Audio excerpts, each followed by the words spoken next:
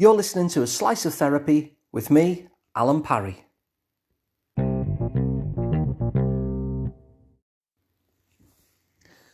There's a word in the English language that has one syllable and two letters. It can hardly be a smaller, simpler word. And yet for many of us, being able to say this word can be really difficult.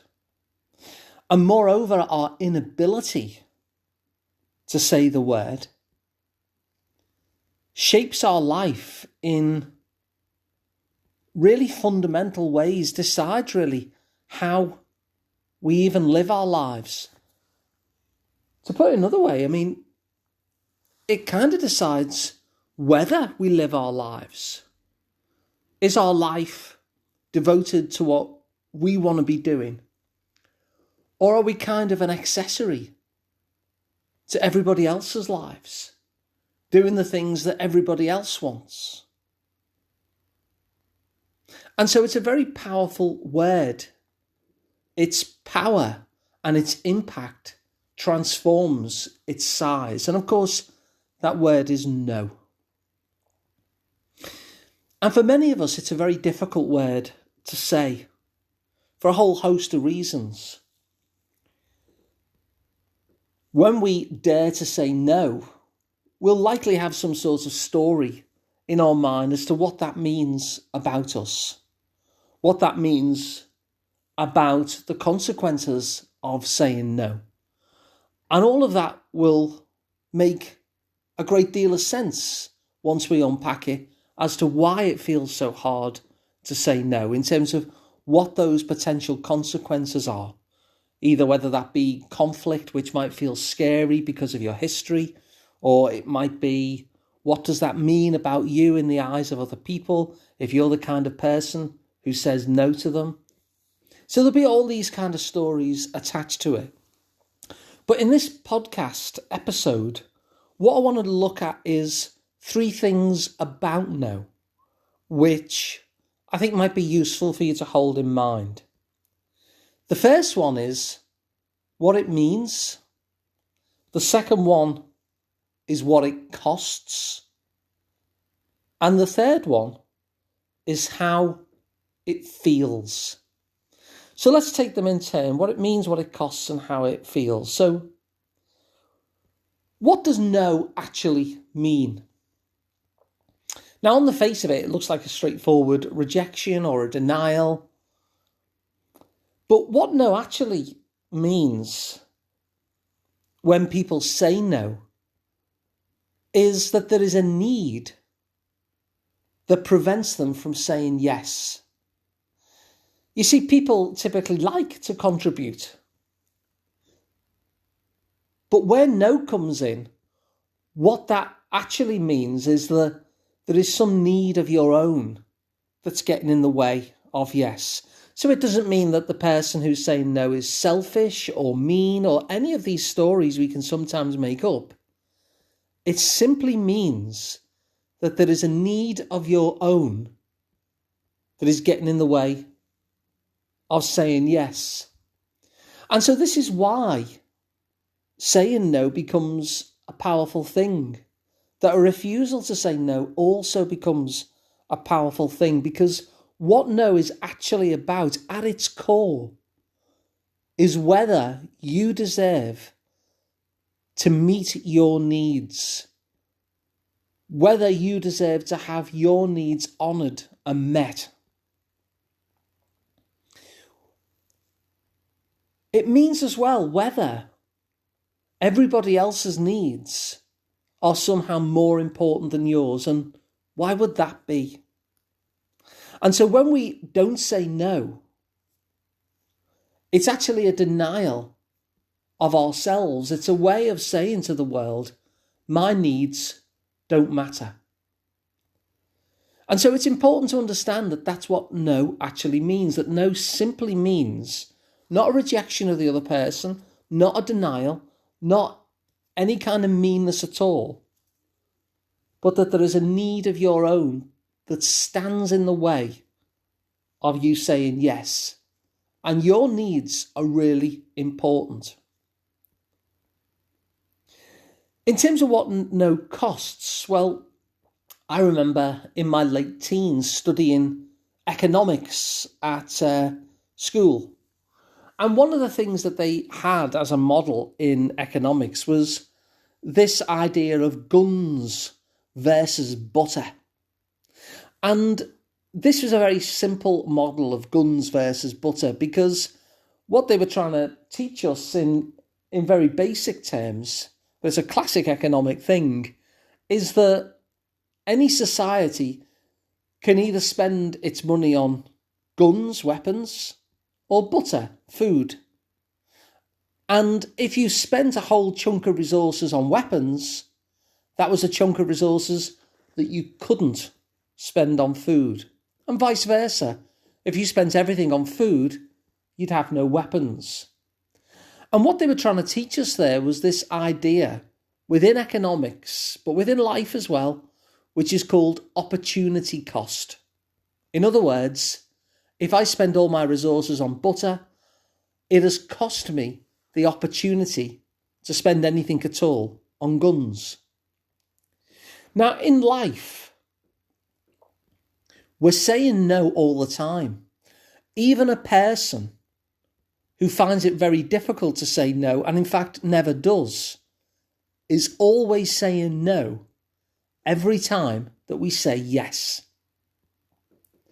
Because just like that example of the guns and butter, we have a finite resource of our own, and that's called time. We have another finite resource, which is called energy. And so what we invest our time and energy in means that we can't invest that same time and energy into something else. And so whenever I say yes to something, I'm saying no to everything else that I could have used that time and energy for. And so no happens thousands of times with every time I say yes. Somebody comes up to me and says, okay, we'd like you to do this particular job, and I know it's going to take about 3 hours. If I say yes to that, that's 3 hours I cannot spend on anything that is more fulfilling to me. So I better hope that the thing I'm saying yes to actually fills my need for self-expression, for purpose, for contribution, for fun, for rest, whatever it is that I need, because I'm actually going to be spending that time not doing all the other things that I could have done. And we often miss that with the word no. We think that no is only ever said when we utter the word no. But there are far many no's associated with a yes than there ever is with a no. If you make a request to me and I say no, I've said no only to that request. But when I say yes, I've said no to everything else that could have possibly happened in that time and using that energy. And so that idea of opportunity cost is important, because by definition, whenever you say yes to somebody else, you're also saying no to the thing that you really wanted. So we've looked at what it means to say no. We've looked at what it costs to say no. I want to just finish off by focusing on how it feels, because people sometimes wonder, well, how do I know what it is that I should be saying no to? How do I know what are the things that would actually benefit me? How do I know, for instance, when the word no is the one that I really want to utter? And I've called this little bit how it feels to say no, because you really will feel it. Your body will feel it. If you check in with yourself, you will notice the feeling of no. It's kind of a jarring feeling. It's almost like a tiny little freeze that happens in that moment when somebody asks you to do something and you really don't want to do it. Now, if you're very good at saying no, what will happen is that those two things will be in unison. What you feel and what you say will be just in harmony. And so maybe you won't have this because it doesn't feel difficult, but because it feels difficult, when somebody asks you to do something and you don't want to do it, there'll be that moment of freeze before you then say, oh yeah, that'll be fine. And then, And so no is a visceral bodily feeling. You'll feel the jarring of it. You'll feel the slight panic of it, the slight freeze of it even in the moment. And so it's useful to know that, because what that is your bodily system telling you what is not okay for you. And this is what boundaries are, really. How do we know where to put the boundary? Well, the boundary exists on that line between what's okay for me and what's not okay for me. And your body tells you that in those moments. So let's have a recap. We looked at how this tiny little word of 2 letters and 1 syllable has a profound impact on our life. That our refusal to say that word can transform our life in ways that we lose control over. And we looked at 3 different things. First, we looked at what it means, which is that behind every no is a need. And so a refusal to say no is actually a denial of our own needs.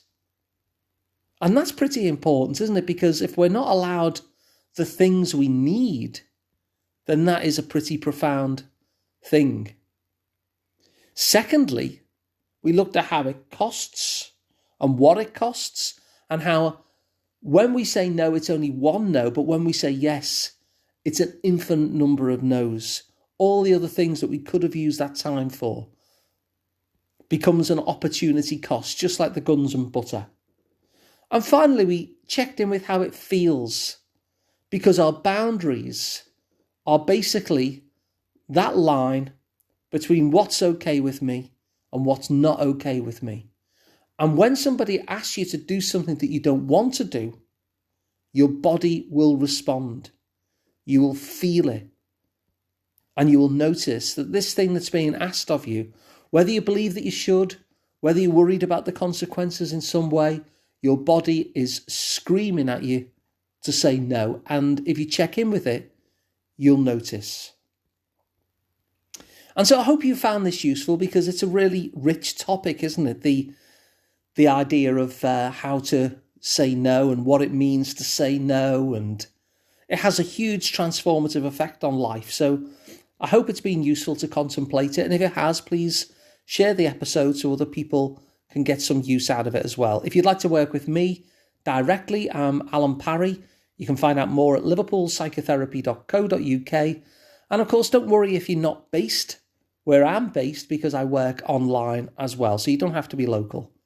And please subscribe to the podcast. It's completely free, and it means you'll never miss an episode again.